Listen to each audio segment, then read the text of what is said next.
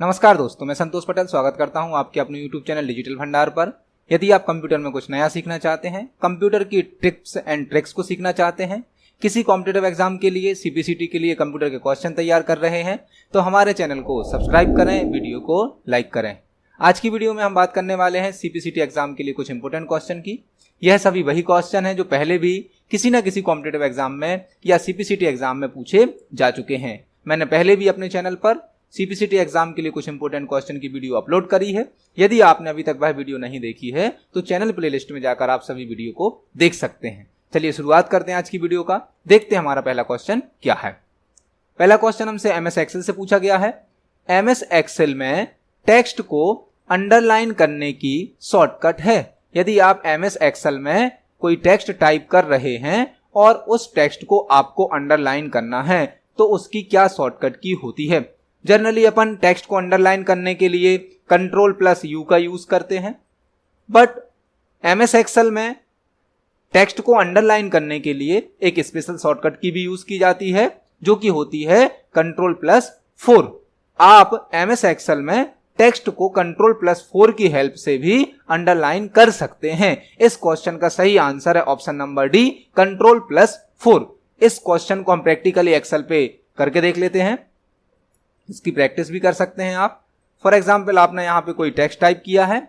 इस टेक्स्ट को यदि आप अंडरलाइन करना चाहते हैं तो आप Ctrl+4 से कर सकते हैं। आप देख सकते हैं Ctrl+4 करने पर हमारा टेक्स्ट अंडरलाइन हो जाता है। इसी प्रकार से Ctrl+2 से आपका टेक्स्ट बोल्ड हो सकता है, Ctrl+2, और Ctrl+3 से आपका टेक्स्ट इटैलिक हो जाता है। तो एमएस एक्सेल में टेक्स्ट को बोल्ड करने के लिए Ctrl+2, टेक्स्ट को इटैलिक करने के लिए Ctrl+3 और टेक्स्ट को अंडरलाइन करने के लिए Ctrl+4 शॉर्टकट की है। यह सभी तीन इंपोर्टेंट शॉर्टकट की हैं जो कि कई बार सीपीसीटी एग्जाम में पूछी जा चुकी हैं। इस क्वेश्चन का सही आंसर है Ctrl+4।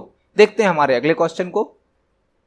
नेक्स्ट क्वेश्चन है, सिलेक्टेड आइकन के लिए शॉर्टकट मेनू शो करने की शॉर्टकट है।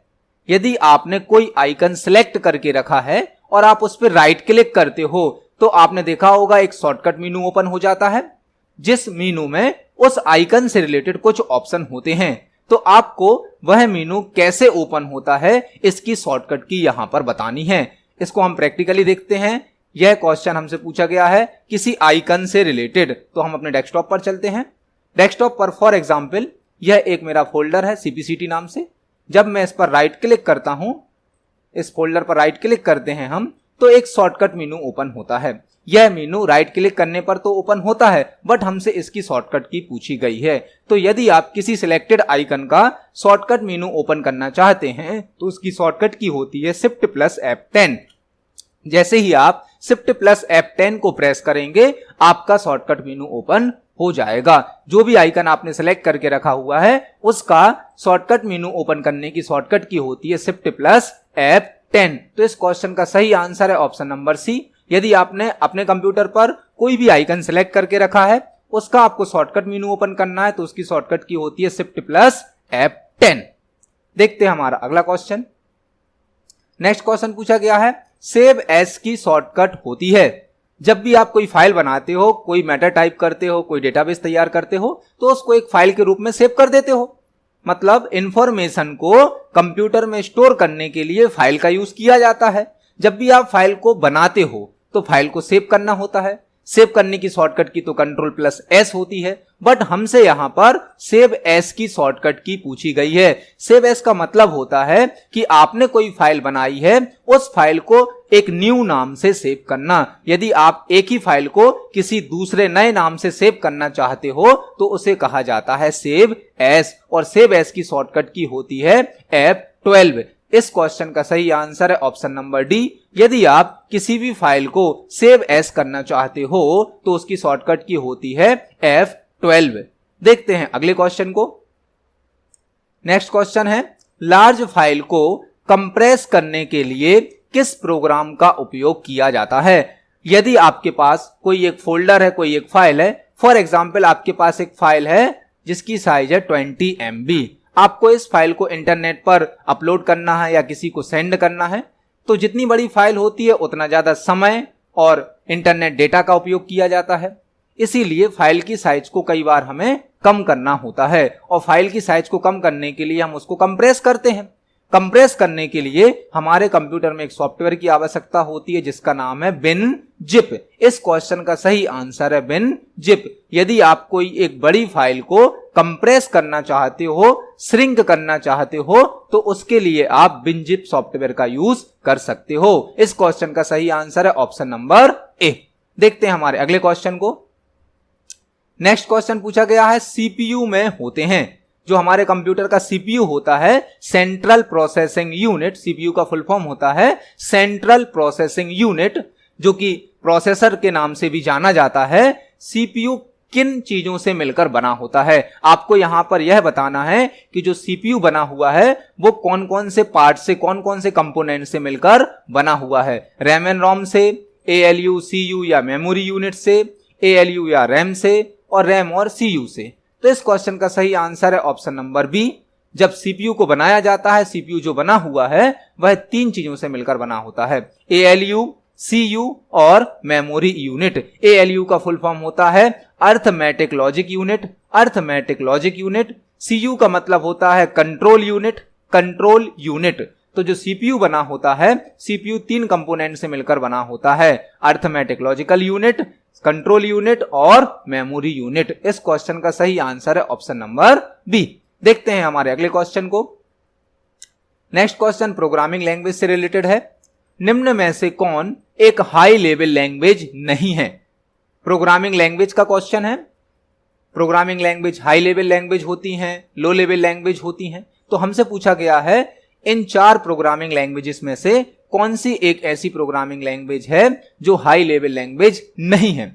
हाई लेवल लैंग्वेज वह होती हैं जो सिंपल इंग्लिश लैंग्वेज के जैसी होती हैं, और एक होती है लो लेवल लैंग्वेज जो कि बाइनरी लैंग्वेज है। मतलब इस क्वेश्चन का सही आंसर है option number D, binary. Binary language को ही मशीन लैंग्वेज भी कहा जाता है, जो कि 0-1 के फॉर्मेट में होती है। इसी लैंग्वेज को हम हाई लेवल लैंग्वेज नहीं कह सकते हैं। कोई भी बाइनरी लैंग्वेज जो होती है वह हाई लेवल लैंग्वेज नहीं होती है, इसीलिए इस क्वेश्चन का सही आंसर है ऑप्शन नंबर डी।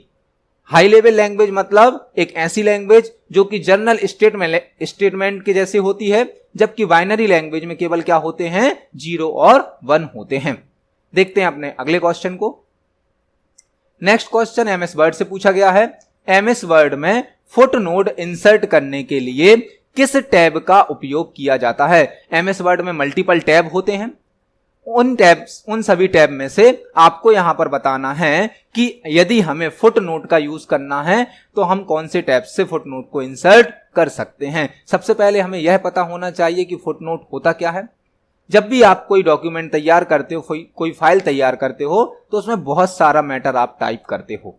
यदि आप अपने मैटर में किसी शब्द से रिलेटेड कोई वर्ड आपने लिखा है, उससे रिलेटेड कोई शॉर्ट नोट, कोई टिप्पणी आप देना चाहते हो, तो आप एंड नोट या फुट नोट में दे सकते हो। एंड नोट जो होता है वो कंप्लीट फाइल के लास्ट में इंसर्ट किया जाता है, जबकि फुट नोट हर पेज के लास्ट में इंसर्ट किया जाता है। फुट नोट को आप फुटर से भी समझ सकते हो, फुटर हर पेज के बॉटम में होता है, उसी प्रकार से फुट नोट भी हर पेज के नीचे इंसर्ट किया जाता है, जिसमें कि आप किसी शब्द से रिलेटेड कोई शॉर्ट नोट, कोई फुल फॉर्म, कोई इंग्लिश वर्ड का हिंदी मीनिंग टाइप कर सकते हो। और जो एंड नोट और फुट नोट होते हैं वह हमें रेफरेंस टैब में प्राप्त होते हैं। तो इस क्वेश्चन का सही आंसर है option number D, reference tab. यदि आप एंड नोट और फुट नोट का यूज करना चाहते हैं एमएस वर्ड में, तो वह हमें रेफरेंस टैब के अंदर प्राप्त होते हैं। इसको आप प्रैक्टिकली देख सकते हैं। यह एमएस वर्ड है। एमएस वर्ड में जब भी आप रेफरेंस टैब में जाते हैं तो रेफरेंस टैब के अंदर आपको इंसर्ट एंड नोट और इंसर्ट फुट नोट नाम का ऑप्शन प्राप्त होता है, जो कि फुट नोट हमारे हर पेज के लास्ट में इंसर्ट होता है और एंड नोट कंप्लीट फाइल के लास्ट में इंसर्ट होता है। देखते हैं अगले क्वेश्चन को। नेक्स्ट क्वेश्चन नेटवर्किंग से लिया गया है। दो कंप्यूटर्स को कनेक्ट करने की टेक्निक है। यदि आपको दो या दो से ज्यादा कंप्यूटर को आपस में कनेक्ट करना है तो उस टेक्निक को क्या कहा जाता है? इंटरनेट, ईमेल, ईप्रोम या नेटवर्किंग? तो इस क्वेश्चन का सही आंसर है ऑप्शन नंबर डी, जब भी आप दो या दो से अधिक कंप्यूटर को आपस में कनेक्ट करना चाहते हो तो उसे बोला जाता है नेटवर्किंग। नेटवर्किंग के माध्यम से मल्टीपल डिवाइस को, मल्टीपल कंप्यूटर्स को आपस में कनेक्ट किया जा सकता है। इस क्वेश्चन का सही आंसर है ऑप्शन नंबर डी, नेटवर्किंग। देखते हैं अपने अगले क्वेश्चन को। नेक्स्ट क्वेश्चन पावर पॉइंट से लिया गया है। प्रेजेंटेशन में एक इलेक्ट्रॉनिक पेज को कहा जाता है। आप जो प्रेजेंटेशन तैयार करते हो, पावर पॉइंट में जो प्रेजेंटेशन बनाई जाती है, उसका जो पेज होता है, पेज को क्या कहा जाता है? एमएस वर्ड में जो पेज होता है उसको डॉक्यूमेंट कहते हैं। एमएस एक्सेल में जो पेज होता है उसे वर्कशीट कहा जाता है। इसी प्रकार से प्रेजेंटेशन में जो पेज होता है उसे स्लाइड कहा जाता है। तो प्रेजेंटेशन में जो इलेक्ट्रॉनिक पेज हमें मिलता है, यूज करते हैं हम, उसे क्या कहा जाता है? स्लाइड कहा जाता है। इस क्वेश्चन का सही आंसर है ऑप्शन नंबर ए, स्लाइड। देखते हैं हमारे अगले क्वेश्चन को। अगला क्वेश्चन एमएस वर्ड से पूछा गया है। एमएस वर्ड डॉक्यूमेंट को क्लोज करने की शॉर्टकट है। यदि आप कोई एमएस वर्ड फाइल को ओपन करके रखे हैं और आप उसको क्लोज करना चाहते हैं तो उसकी क्या शॉर्टकट की होती है? Control W, control C, control Q या कंट्रोल D। आपने कोई फाइल ओपन करके रखी है एमएस वर्ड की और आप उसको क्लोज करना चाहते हैं तो क्या शॉर्टकट की होती है? इस क्वेश्चन का सही आंसर है option number A, control plus W। यदि एमएस वर्ड की कोई फाइल आपने खोली है और आप उसको क्लोज करना चाहते हैं तो कंट्रोल प्लस W से कर सकते हैं। इसको हम प्रैक्टिकली देख सकते हैं। यह हमारी एमएस वर्ड की फाइल है। यदि हम कीबोर्ड से कंट्रोल W प्रेस करते हैं तो देख सकते हैं आप एमएस वर्ड आपको नोटिफिकेशन दे रहा है। क्या आप इस फाइल को सेव करना चाहते हो? जो भी आपने चेंजेस करे हैं क्लोज करने से पहले, क्या उन चेंजेस को आप सेव करना चाहते हो? यदि सेव करना चाहते हो तो यस करें, सेव नहीं करना चाहते हैं तो डोंट सेव करें, और इस नोटिफिकेशन को हटाना चाहते हैं तो कैंसिल करें। तो यदि आप कोई एमएस वर्ड की ओपन फाइल को क्लोज करना चाहते हैं तो कंट्रोल प्लस W का यूज कर सकते हैं। देखते हैं हमारे अगले क्वेश्चन को। अगला क्वेश्चन फुल फॉर्म के लिए है। GIF का फुल फॉर्म होता है, आपने देखा होगा व्हाट्सएप पर, फेसबुक पर छोटे छोटे GIF एनिमेशन होते हैं जो कि ऑटोमेटिक चेंज होते रहते हैं। एक एनिमेशन के जैसे ये हमें दिखाई देते हैं। तो हमसे पूछा गया है GIF का फुल फॉर्म क्या होता है? Graphics input file, graphics interchange format, get input file, Google image file. तो आपने जो GIF देखे होंगे उसमें GIF ऑटोमेटिक चेंज होता है। चेंज होता है मतलब क्या होता है? इंटरचेंज होता है। वो एक स्टेट से दूसरी स्टेट में जाता है एनिमेशन के रूप में। तो इस क्वेश्चन का सही आंसर है ग्राफिक्स इंटरचेंज फॉर्मेट। GIF का फुल फॉर्म होता है ग्राफिक्स इंटरचेंज फॉर्मेट। देखते हैं हमारे अगले क्वेश्चन को। अगला क्वेश्चन वेबसाइट से रिलेटेड है। वेबसाइट के फर्स्ट पेज को कहा जाता है। जब भी कोई वेबसाइट बनती है तो उस वेबसाइट का जो फर्स्ट पेज होता है, स्टार्ट पेज होता है, उसे क्या कहा जाता है? Master page, home page, first page या प्राइमरी पेज। तो जब भी कोई वेबसाइट बनती है उस वेबसाइट के पहले पेज को, फर्स्ट पेज को कहा जाता है होम पेज। इस क्वेश्चन का सही आंसर है option number B, home page. देखते हैं नेक्स्ट क्वेश्चन को। नेक्स्ट क्वेश्चन कंप्यूटर नेटवर्क से लिया गया है। यहां पर हमसे पूछा गया है आईपी एड्रेस के दो प्रकार होते हैं। यहां पर आपसे आईपी एड्रेस के बारे में क्वेश्चन पूछा गया है। आईपी एड्रेस क्या होता है? जब भी इंटरनेट से कोई डिवाइस कनेक्ट होती है, कोई मोबाइल, कोई कंप्यूटर, कोई लैपटॉप, तो उसको एक आईपी एड्रेस दिया जाता है। हर डिवाइस का अपना एक यूनिक आईपी एड्रेस होता है। आईपी का फुल फॉर्म होता है इंटरनेट प्रोटोकॉल। तो हमसे यहां पर पूछा गया है आईपी एड्रेस के दो प्रकार कौन कौन से हैं। आईपी एड्रेस जो है वो दो प्रकार का होता है। एक होता है आईपी एड्रेस वर्जन 4, एक होता है IP address version 6। IP address के दो ही वर्जन हैं, IP address version 4, IP address version 6। इस क्वेश्चन का सही आंसर है ऑप्शन नंबर डी। देखते हैं हमारे अगले क्वेश्चन को। नेक्स्ट क्वेश्चन है एक कंप्यूटर प्रोग्राम से एरर हटाने की प्रोसेस को कहा जाता है। जब भी कोई कंप्यूटर प्रोग्राम बनाया जाता है, कोई सॉफ्टवेयर बनाया जाता है, तो कई बार उसको बनाते समय उसमें कुछ एरर आ जाती हैं, कुछ बग्स आ जाती हैं। तो उन बग्स को, एरर्स को हमें हटाना होता है। तो इस क्वेश्चन का सही आंसर है डीबगिंग।